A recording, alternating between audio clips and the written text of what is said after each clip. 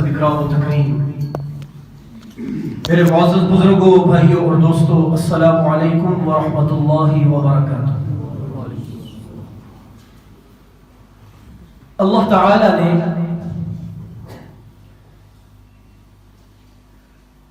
ہم سب کے آقا و مولا حضرت محمد مصطفیٰ احمد مجتبیٰ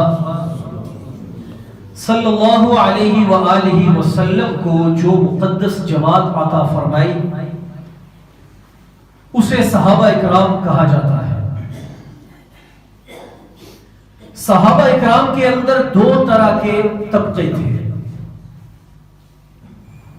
ایک طبقے کو مہاجرین کہتے ہیں اور دوسرے کو انصار صحابہ کہا جاتا ہے۔ جو صحابہ نبی کریم صلی اللہ علیہ وسلم کے ساتھ مکہ المکرمہ سے ہجرت کر کے مدینہ طیبہ تشریف لے گئے انہیں مہاجرین، اور جو مدینہ منورہ میں پہلے سے رہنے والے صحابہ تھے جنہوں نے ان مہاجرین کی ہر طرح سے مدد اور نصرت فرمائی انہیں انصار صحابہ کہا جاتا ہے۔ مہاجرین کہتے ہیں ہجرت کرنے والے اور انصار کہتے ہیں مددگار۔ ان دونوں میں اللہ تعالی نے مہاجرین کا رتبہ زیادہ فرمایا۔ پھر انصار اور مہاجرین میں سے جو بیعت رضوان کے اندر صحابہ شریک تھے، یعنی جب صلح حدیبیہ ہوئی، اللہ کے نبی علیہ الصلوۃ والسلام مدینہ منورہ سے عمرہ کرنے کے ارادے سے مکہ چلے تو حدیبیہ کے مقام پر آ کر پتہ چلا کہ کفار مکہ وہ اجازت نہیں دے رہے، تو وہاں پر ایک صلح نامہ تیار کیا گیا جسے صلح حدیبیہ کہا جاتا ہے، اور وہاں اللہ کے نبی علیہ الصلوۃ والسلام نے 1400 صحابہ سے بیعت لی، اسے بیعت رضوان کہتے ہیں، جس کا ذکر اللہ تعالی نے قرآن میں فرمایا لقد رضی اللہ عن المؤمنین، کہ اللہ تعالی ان تمام بیعت کرنے والے صحابہ سے راضی ہو گیا۔ تو پھر مہاجرین اور انصار میں سے بیعت رضوان میں شریک ہونے والے صحابہ ان کا درجہ اور مرتبہ زیادہ ہے۔ پھر اسی طرح جب غزوہ بدر ہوا، یعنی اسلام اور کفار کی سب سے پہلی جنگ،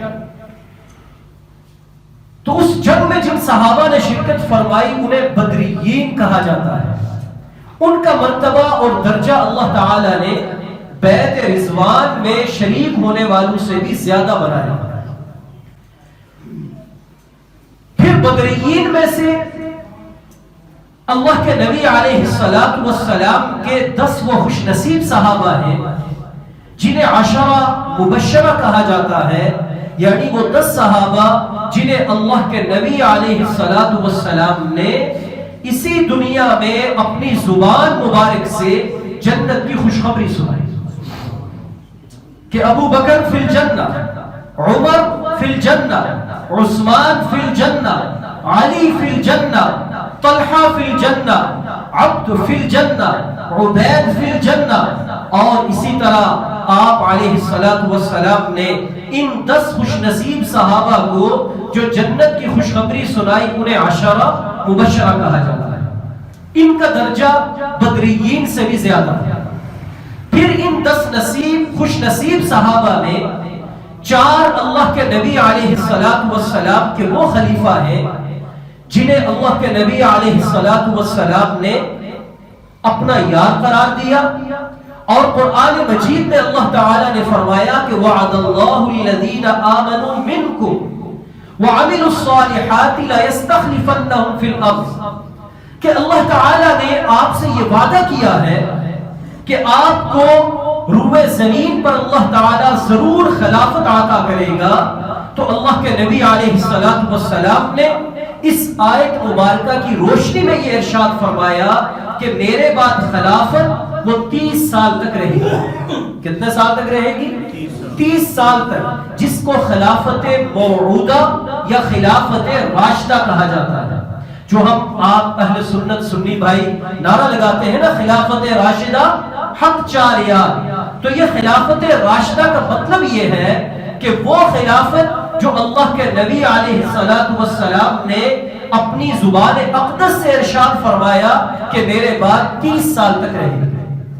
تو وہ 30 سال حضرت ابو بکر، حضرت عمر، حضرت عثمان غنی اور حضرت علی المرتضی رضوان اللہ تعالی علیہم اجمعین کے مبارک دور میں پوری ہوتی ہے.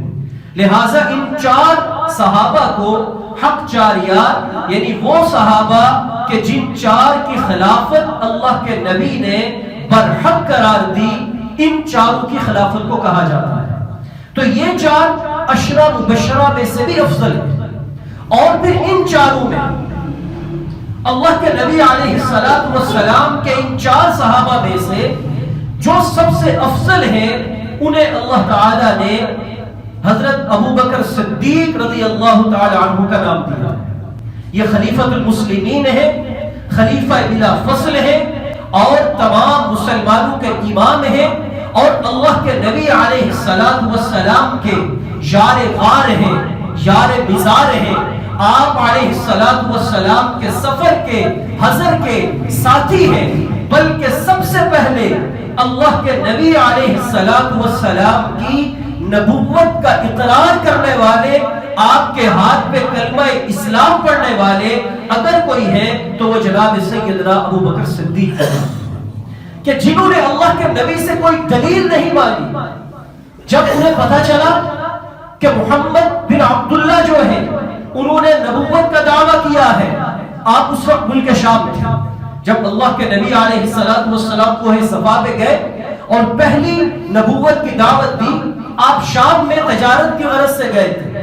آپ جب واپس آئے، آپ کو پتا چلا کہ اس طرح محمد بن عبداللہ جو میرے دوست ہیں انہوں نے نبوت کا دعویٰ کیا. آپ سیدھے اللہ کے نبی کے پاس حاضر ہوئے اور آپ علیہ السلام نے حضرت ابو بکر کو دیکھا تو فرمایا کہ اے ابو بکر انی رسول اللہ، میں اللہ کا رسول ہوں. حضرت ابو بکر نے آگے سے یہ نہیں کہا کوئی دلیل دے، کوئی معجزہ دکھائے، مجھے کوئی ثبوت پیش کرے، آپ پر کب وحی آئی، کیسے وحی آئی. اللہ تعالی نے آپ کو اتنا سچا اور صاف دل انسان بنایا تھا کہ اللہ کے نبی نے یہ فرمایا، آپ نے آگے سے عرض کی صدقت یا رسول اللہ، اے اللہ کے نبی علیہ السلام، میں آپ کی تصدیق کرتے ہوئے آپ پر ایمان لاتا. اور یہ ان کی فطری شرافت تھی. فطری شرافت کا مطلب یہ ہے کہ ابھی زمانہ جاہلیت کے اندر، یعنی جب اللہ کے نبی نے نبوت کا اعلان نہیں فرمایا، اس سے پہلے بھی حضرت ابو بکر نے کبھی شرک نہیں کیا، حضرت ابو بکر نے کبھی جوا نہیں کھیلا، حضرت ابو بکر نے کبھی شراب نہیں پی، حضرت ابو بکر نے کبھی بدکاری نہیں کی.